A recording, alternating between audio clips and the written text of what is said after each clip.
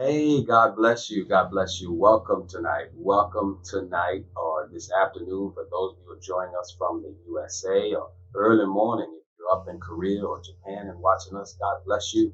Good to have you sharing with us. As always, we invite you to invite some friends, start a watch party, share with some friends so that they might share in what we're teaching tonight. Amen. Turn to Joshua chapter 24, verse 15. While you're joining, while you're inviting, sharing, we're going to pray. Father, I bless you in Jesus' name. It is the hour of your word. I thank you, God, for your faithful people.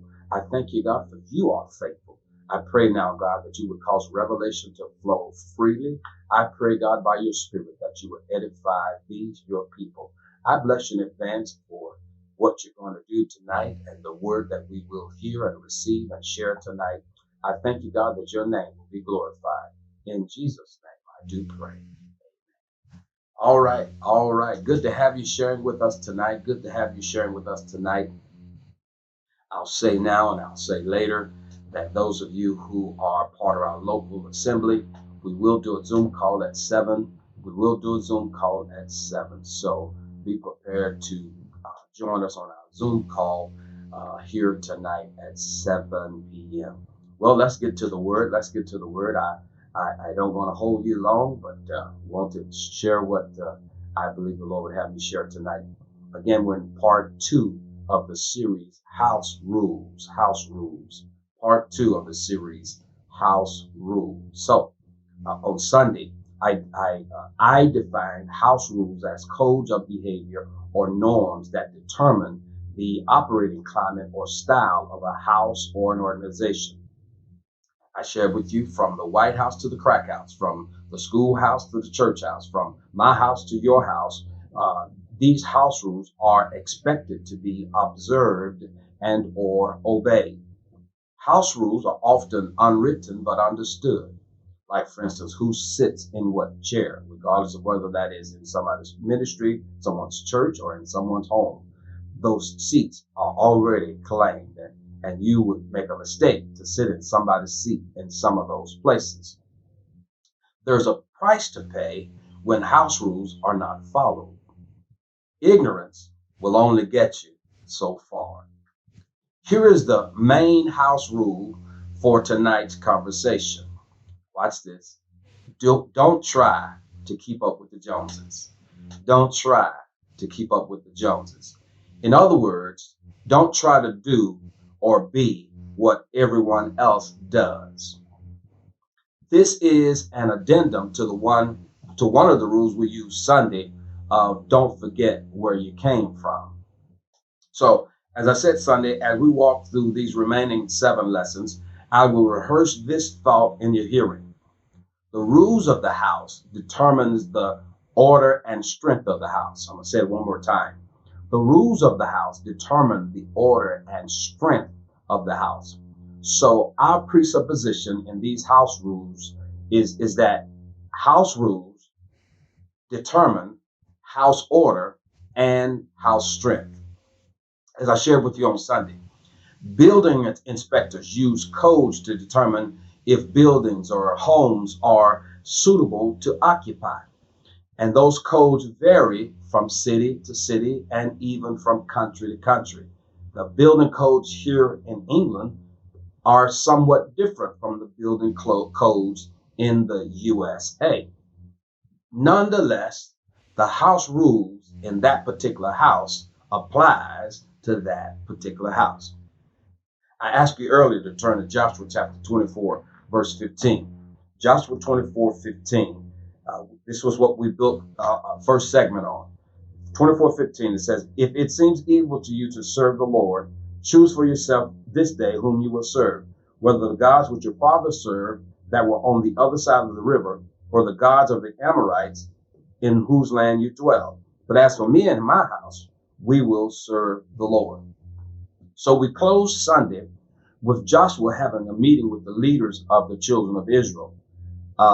And he says to them, choose ye this day whom you will serve.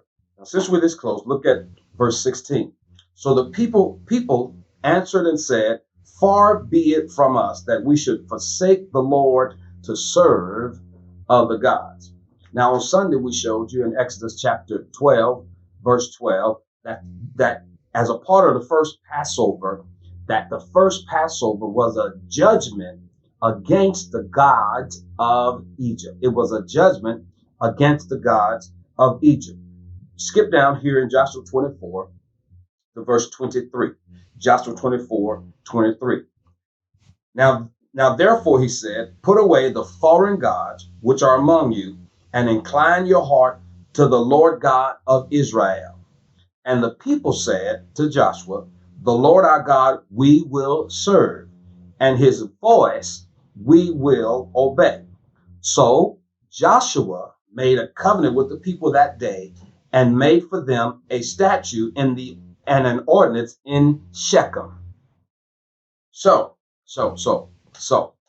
if you read the rest of the story, you will see Israel served the Lord all the days of Joshua and all the days of the elders who outlived Joshua.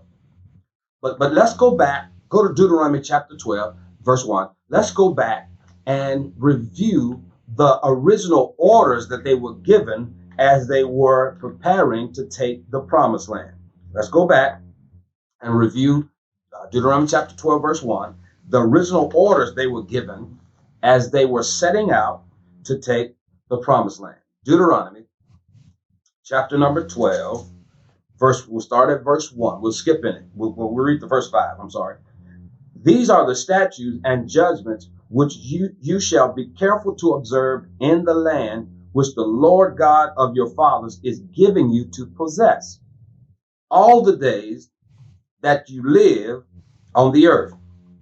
You shall utterly destroy all the places where the nations which you shall dispossess serve their gods. So you must destroy all those high places on the high mountains and on the hills and under every green tree. Under every green tree. Looks like the foreign nations had gods everywhere. And you shall destroy their altars, break their sacred pillars, and burn their wooden images with fire. You shall cut down the carved images of their gods and destroy their names from that place. That's the name of their gods. You shall not worship the Lord your God with such things. So God is saying, don't worship me with idle things, right?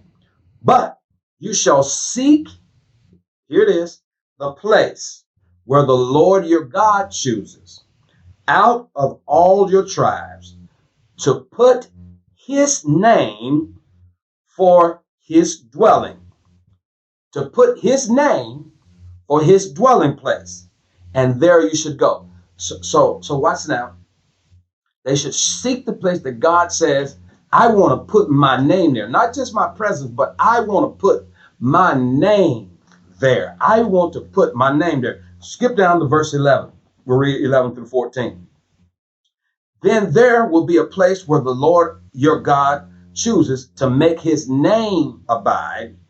There you shall bring all that I command you, your burnt offerings, your sacrifices, your tithe, the heave offerings of your hand, and all your choice offerings which you vow to the Lord.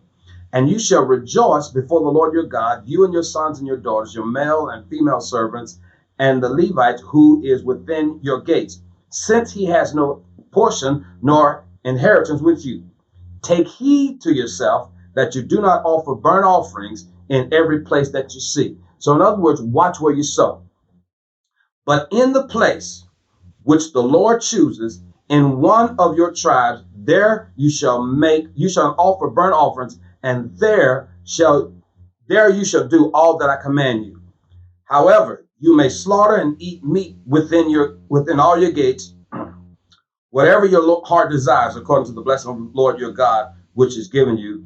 The unclean, I wasn't supposed to read that, but I'm reading. The unclean and the clean may eat of it as a gazelle and a deer like. I was only supposed to read the first 14 verses, 11 through 14, but there we have it.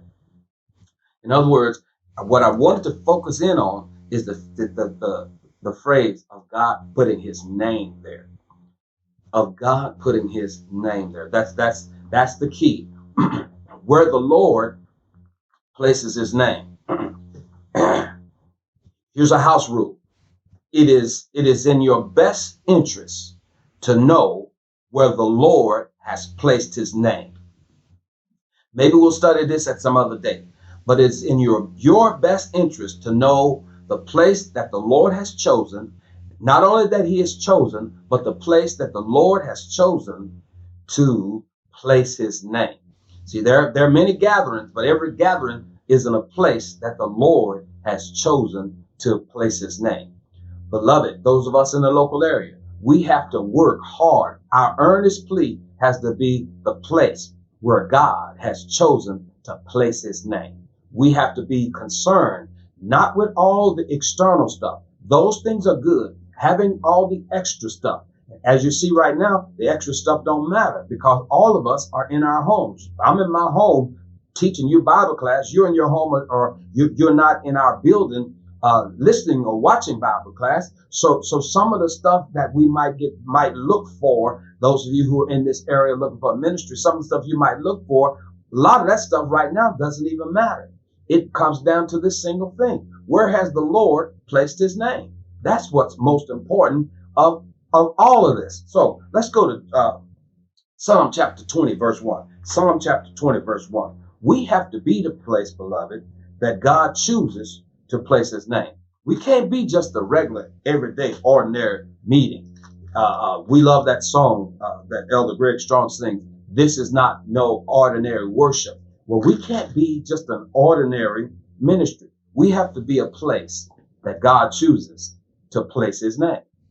And that requires some work. He doesn't just do it because we show up. It requires some work and some standard of living on our part. 20, Psalm 20, verse 1. May the Lord answer you in the day of trouble. We're in a day of trouble. And I'm praying that God has given you answers while we go through this whole pandemic. May, here it is, the name of the God of Jacob defend you. Skip down to verse 7. Some trust in chariots, some in horses. But we, Lighthouse, we will remember the name of the Lord our God. So as with the children of Israel, we have to seek the place, or in our case as a ministry, try to be the place, become the place where God chooses to place his name. Okay? The name of the Lord is a strong tower. The righteous run in and they are safe. Now let's deal with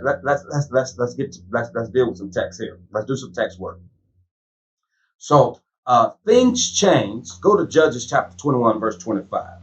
Things change with Israel after the death of Joshua and after those elders who were with him after they passed on. So after the death of Joshua and his elders who outlived him, things changed in Israel. Judges chapter 21, verse 25. I often share this with our leaders.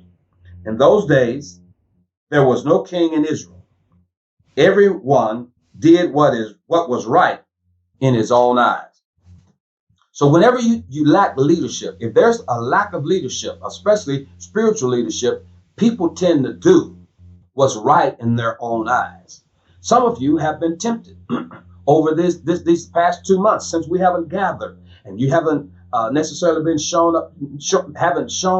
been among the saints as we regularly are. Some of you had some things jump at you that caused you to wonder where it came from. What you have to understand is where there's no king leadership in Israel or in any place, people tend to do what is right in their own eyes. Otherwise, in their own perspective, you start to go back and lean on your own understanding rather than following the edicts, if you will, of God. So they had no king in Israel and they had no leadership. I'm actually building on something. I just trust me in this 8 part because I'm going through the sequence. There's an end spot on this when we get to lesson number 8. So just trust me. Just trust me. This is a little quite a bit of foundation, not foundation work. This is quite a bit of biblical work tonight to get us set up for the next one. You won't turn as much problem in the coming segments, but as you will tonight. So let me show you how bad it was. Go to Jeremiah chapter 22. Jeremiah chapter 22. Jeremiah, no, I'm sorry, as you were. Military term, as you were. Jeremiah chapter 2, verse 28. Jeremiah chapter 2, verse 28. As always, I pray you're getting something out of this, but I'm also I'm honored that you would be here with us tonight. Jeremiah chapter 2, verse 28. Look how bad it got in Israel.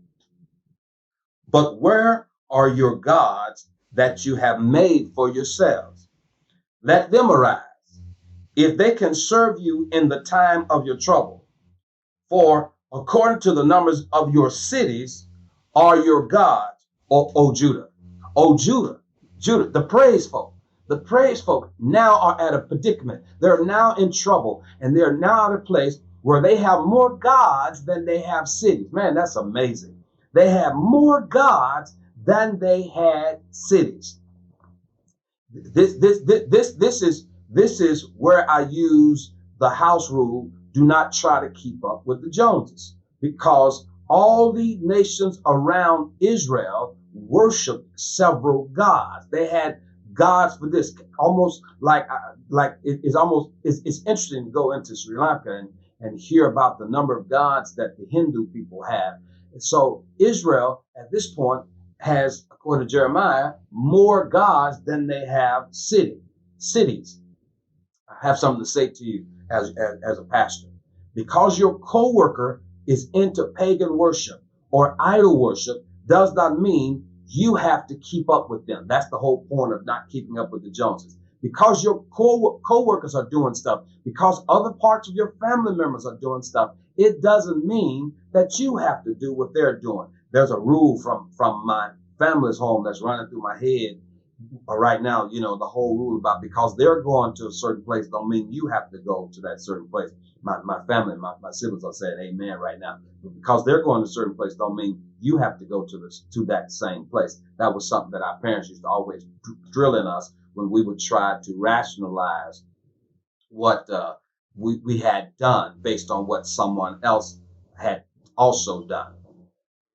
Let me remind you, an idol is anyone or anything you put ahead of the Lord. It's anyone or anything you put ahead of the Lord. That can be relationships, that could be money, that could be careers, that could be labels, that could be positions or titles, just to name a few. And so what we can't be guilty of is getting with like the other nations, keeping up with the other nations, and getting into this whole pagan or idol worship. Are you hearing what I'm saying? So now let's fast forward. And maybe you'll see where I'm going. The Bible students will see where I'm going. Or go back to, since we're in Jeremiah, go back to 1 Samuel chapter 4. I'm going to spend my time tonight, the rest of my time tonight, in Samuel chapter 4 and 5, and a little bit in 6. All right, so 1 Samuel chapter 4. Let's start with the first 3 verses. Here it is. And the word of Samuel came to all Israel. Now, Israel went out to battle against the Philistines and encamped beside Ebenezer, and the Philistines encamped at Aphek. Then the Philistines put themselves in battle array against Israel. And when they joined battle, Israel was defeated by the Philistines, who killed about 4,000 men of the army in the field. Let me pause there and pick up 3 later. Okay? So I need you to hear something. God used the Philistines as a check or an instrument to humble and judge Israel. One of the things we see over the history of the children of Israel in the Old Testament is that when God would judge them, when God would get them to come back to him, he would use another nation or a heathen nation. But what he would always do after he used that nation is he used that nation to punish Israel. He would then punish that nation for even daring to put their hand on his children. It's like growing up. You just don't mess with my child. You don't mess with my children. You don't mess with my children, especially without my permission. Now I've shared this with Lighthouse, and as my mother's watching this, and as My siblings are watching this. I need you to understand that there were some people in our neighborhood, some people, especially in church, who were authorized to discipline us as they saw necessary. And then they would call the house and we might get disciplined again. But if you wasn't one of those people, you couldn't put your hand on my child. I'm coming to see you about putting your hand on my child. How dare you do it in 2020? In 2020, if you discipline mess with somebody's child, you are in big trouble. The point is, God would use those nations to judge his children. But then after he used them, he would then run roughshod, if you will. He would then punish the nation that he used. that's the kind of weird kind of thing, but that's how God would do it. So here's what I want you to see. Here in this story, God is using the Philistines to judge Israel, to get them back to him. And as I say all the time, I say this all the time. Some of you, especially those of you living overseas, and not necessarily those of you living overseas, but some of you living in my hometown, some of my siblings, there are some people that don't call you until they're in trouble, or they don't reach out to you till they need something. You can tell by the call ID, oh, what is this going to cost me now that this person here is calling me? It can be the same way. That's the same way some people treat God. Is we don't reach out to God until we need him. And so sometimes God has to allow a pandemic. Sometimes God has to allow a Philistine. Sometimes God has to allow other folk to come at you in order to push you back to him. I don't know about you, but I don't need a pandemic. I don't need a Philistine to seek the Lord. I live my life to seek the Lord every day so that it doesn't take trouble to cause me to come back to God. I'm talking to somebody right through here. But in this story, instead of seeking God with regards to their initial defeat, notice what Israel does in verse 3. And when the people had come into the camp, the elders of Israel said, why has the Lord defeated us today before the Philistines? Let us, they're talking to each other, not to God. They say, let us bring the ark of the covenant of the Lord from Shiloh to us, that when it comes among us, it may save us from the hand of our enemies. So instead of seeking God, they talked among themselves. Instead of seeking God, they talked among themselves as to why they were defeated. And somebody came up with the bright idea of let's get the Ark of the Covenant and bring it among us, and surely the Ark of the Covenant will save us. So the Ark of the Covenant had become like a rabbit's foot or a genie in a bottle. At best, it was treated like a mascot. God is about to show them that he is not a toy and he is not to be played with. See, the Philistines were constant enemies of Israel. That represents the demons that tried to attack you and I. Remember, David referred to Goliath as an uncircumcised Philistine, meaning that he was outside of covenant with God. Goliath, that is. Now, let me back up and give you some backstory on the Ark of the Covenant. Originally, as a student of the Mosaic Tabernacle, originally the Ark of the Covenant was in the most holy place of the Mosaic Tabernacle. Now here's a sidebar for those of you watching this who perhaps have never been a part of our ministry.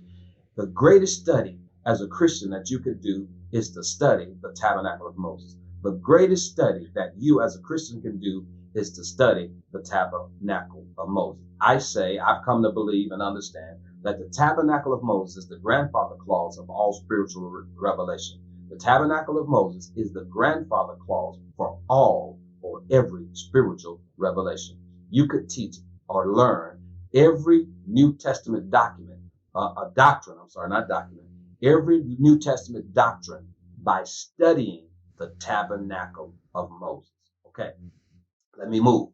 But the Ark of the Covenant represents the presence, the throne, the power, the glory, the government of God, among other things.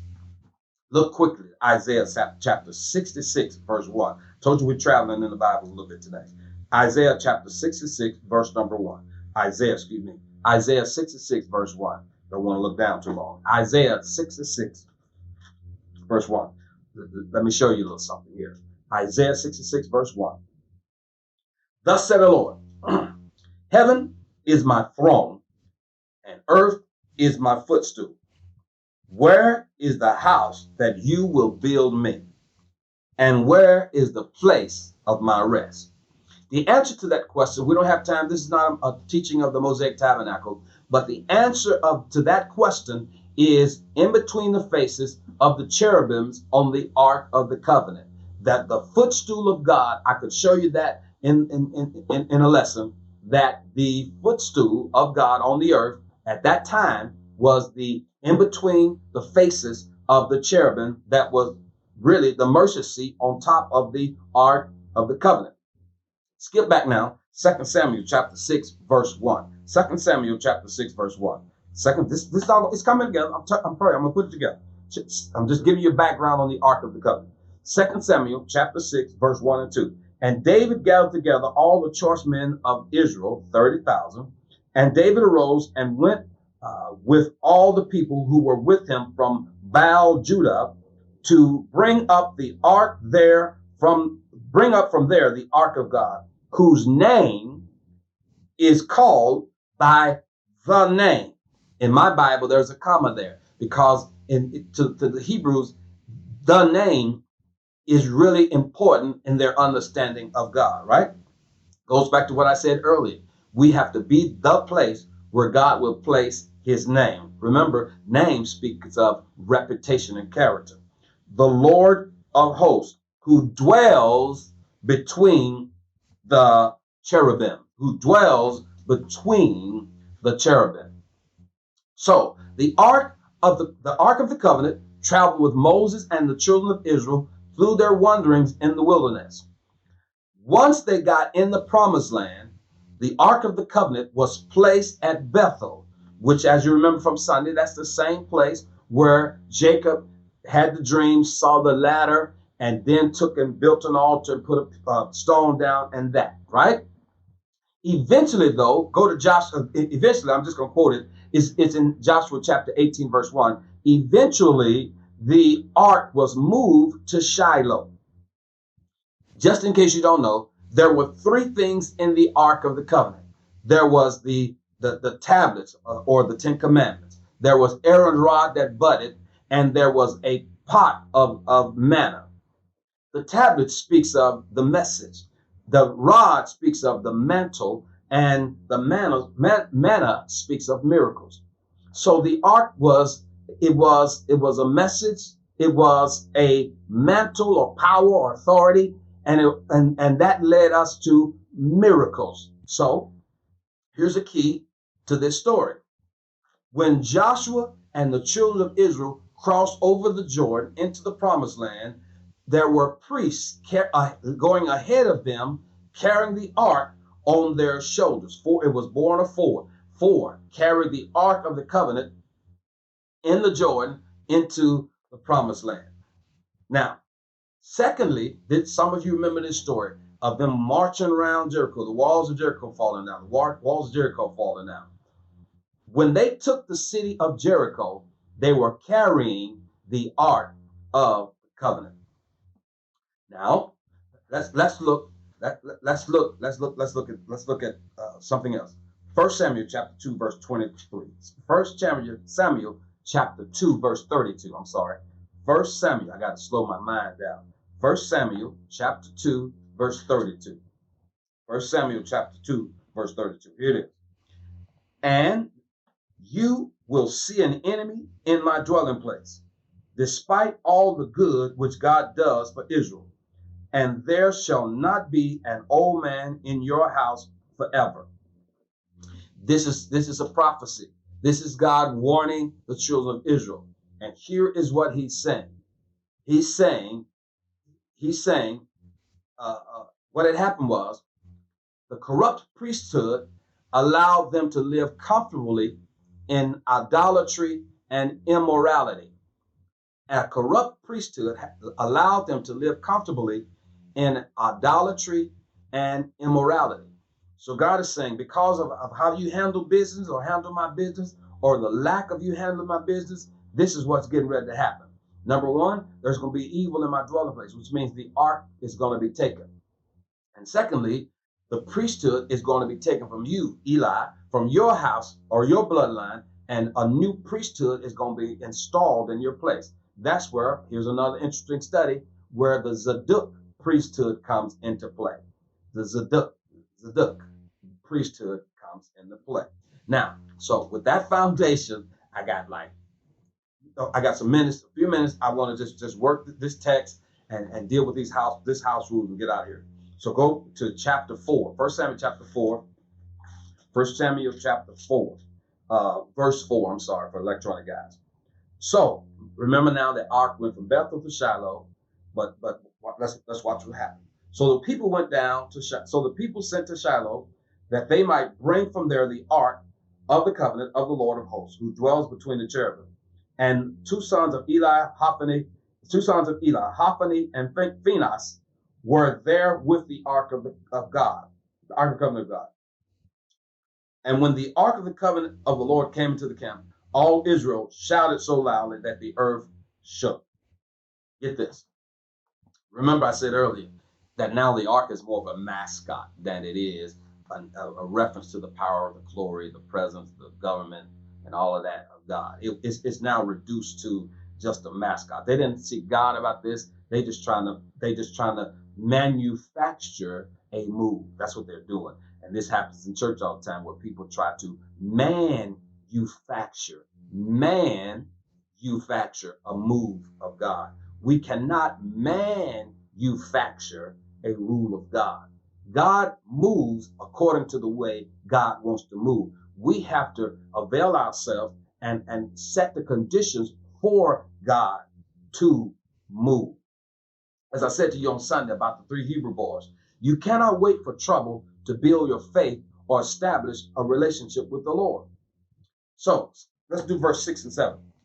Now when the Philistines heard the noise of the shout, they said, "What does the sound of this great shout in the camp of the Hebrews mean?" Then they understood that the ark of the Lord had come into the camp.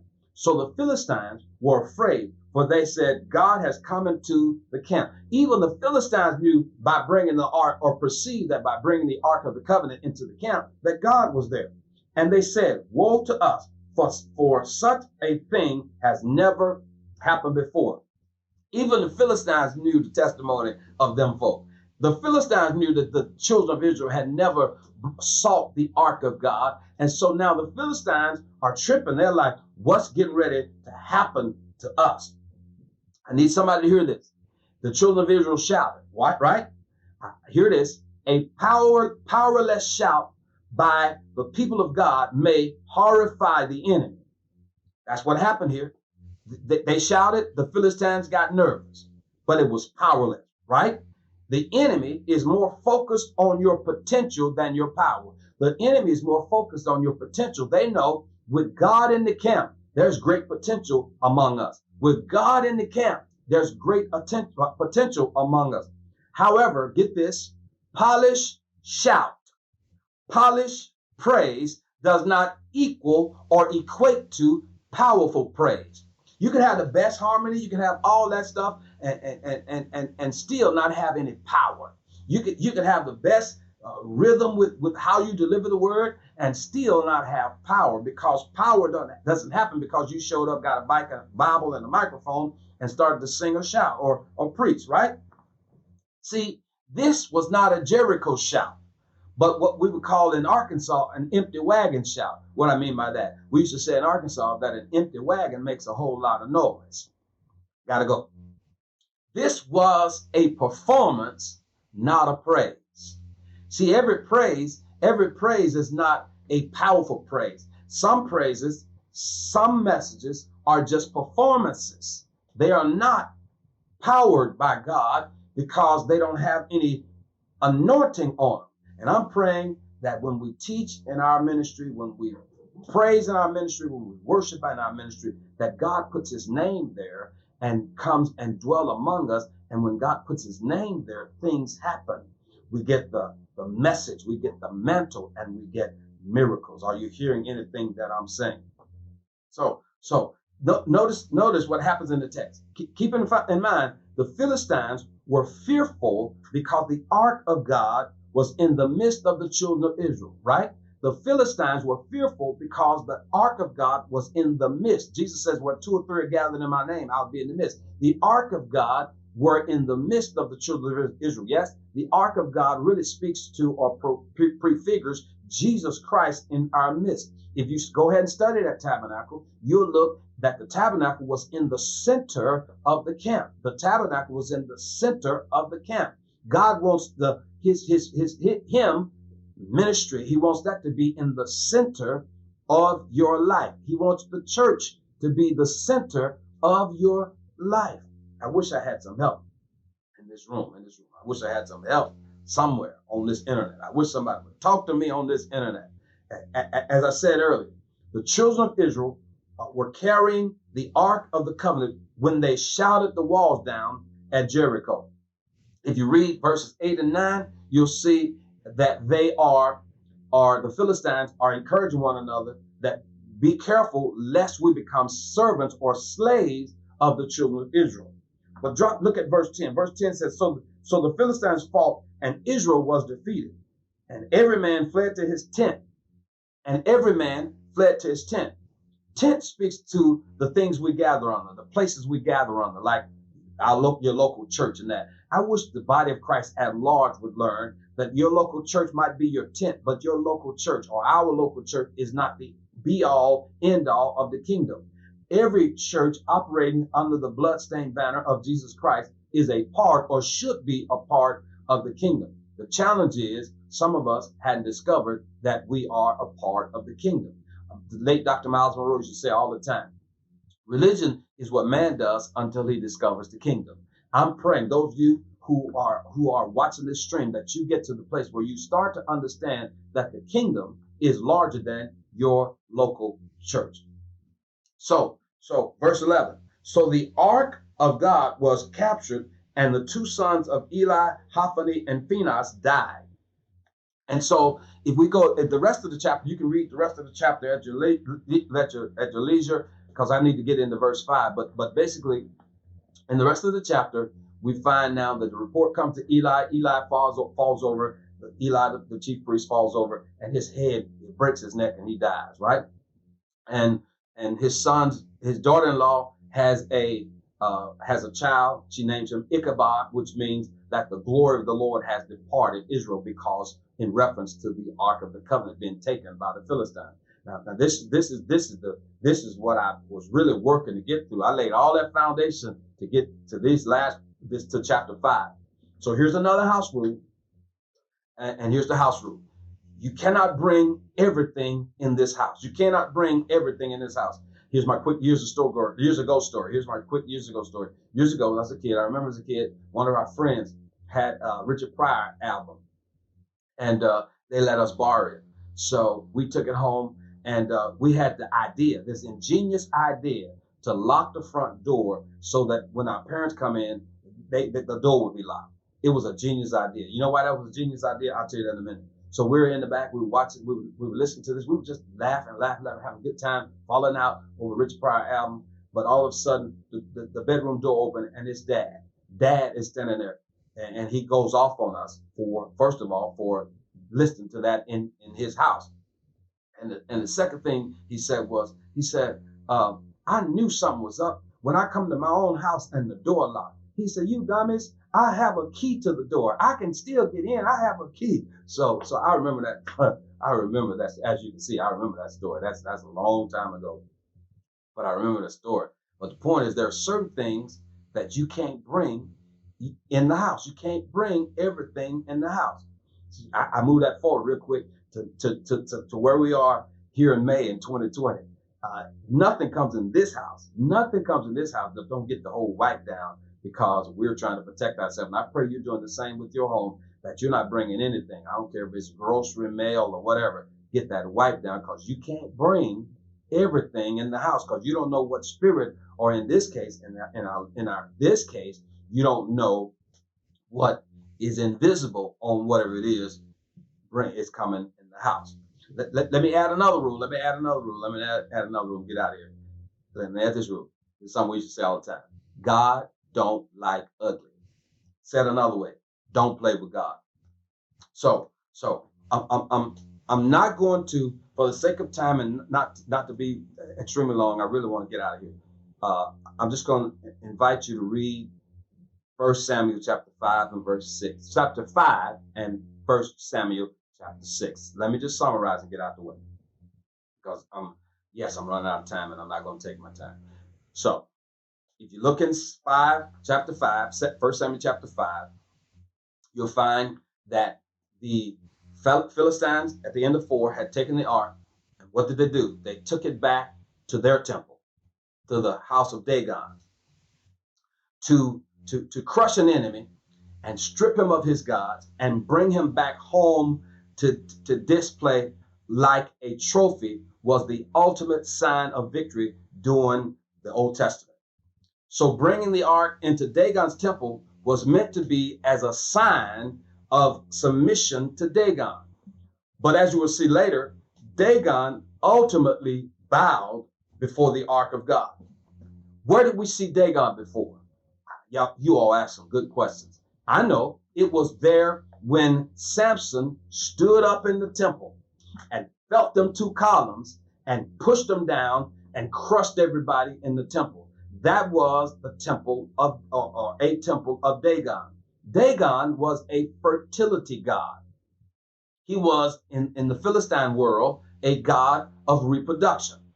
So if you look in verse 2, not now, but later, verse 2, they bring the Ark of the Covenant into Dagon's temple or house.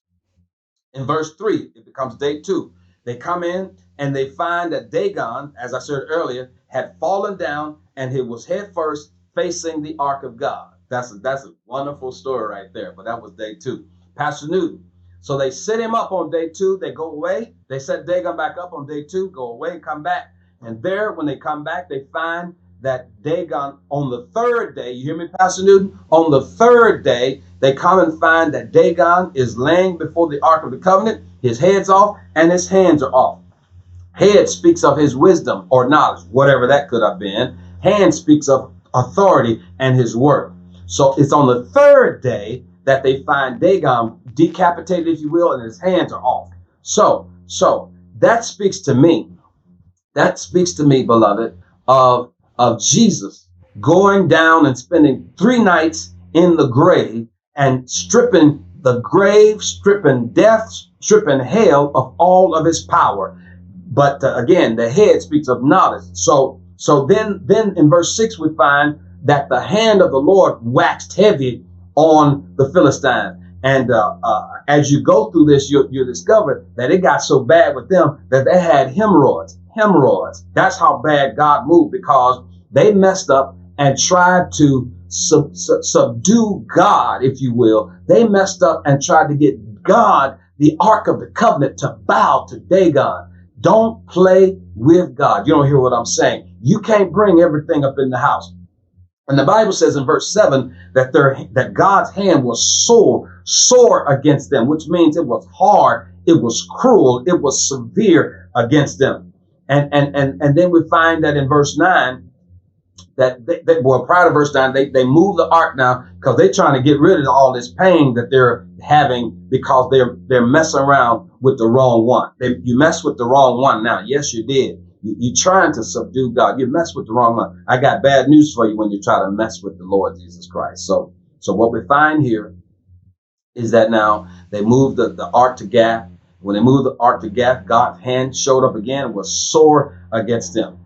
Every time I see the hand of the Lord in the Old Testament, to me, it points to the New Testament where we have, I call it the hand ministry, the apostle, the prophet, the pastor, the teacher, the evangelist, the hand ministry. That's a whole different lesson to teach about the hand ministry.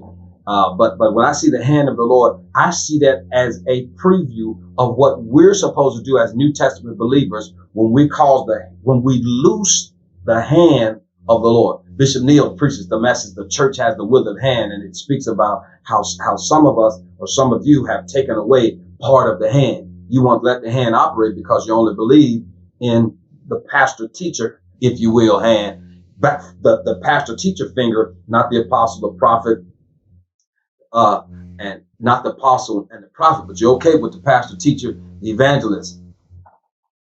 But when the hand of the Lord is released, it subdues everything that's out of order. So it says that in God was he worked out everything. He was hard on great and small. The ESV says young and old, and he was against the whole entire city. So you can't bring everything in the house. That's the whole point. Your God is going to bow to the Lord Jesus Christ. Your God will bow always to the Lord Jesus Christ. Let me remind you, those of you who've ever been in that dark world called gambling, the house always wins. The house always wins. So what we find in chapter 6, again, read 4, 5, and 6, 1 Samuel 4, 5, and 6 at your leisure. We find him in chapter 6. Philistines say, we got to get this ark back up out of here. We got to get it back to them children of Israel where it belongs. And they began to consult with some of their quote unquote ministry to figure out how to get it back. And they said, put it on a new cart with milk cows and send it back. But don't just send it back. You need to send an offering with the cart. You need to send an offering with the cart. And so they did that. You can get all of that just by reading 1 Samuel chapter 6. They did that. They sent the ark back. And as they sent the ark back, you can see in chapter 6 that the children of Israel, eventually the ark went to Ekron, and the Philistines sent a guilt offering, is what they call it, or a trespass offering. In a ESV calls it a guilt offering. King James calls it a trespass offering. But they were determined to get the ark out of their house and back where it belongs with the children of Israel. And this is where we end tonight, because we're going to pick this up now to see how this ark is tracing itself, coming back from the Philistine after Dagon has been defeated, and how we're going to get this thing all the way back to its proper place. That's what our next segment is about. I hope you'll tune in to watch it. Those of you in the local area, God bless you. Thank you for all of you for joining us tonight, this afternoon, or this morning, wherever you are.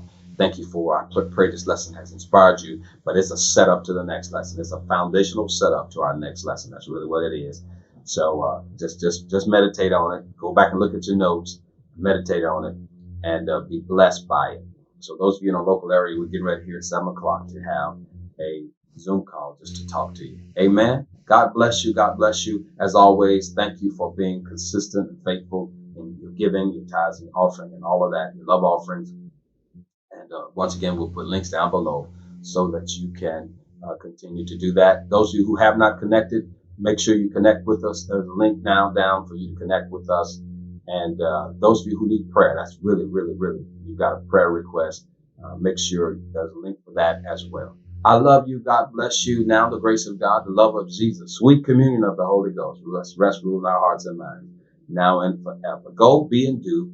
And for those of you in the local area, I look forward to seeing you shortly on our Zoom call. Bless you.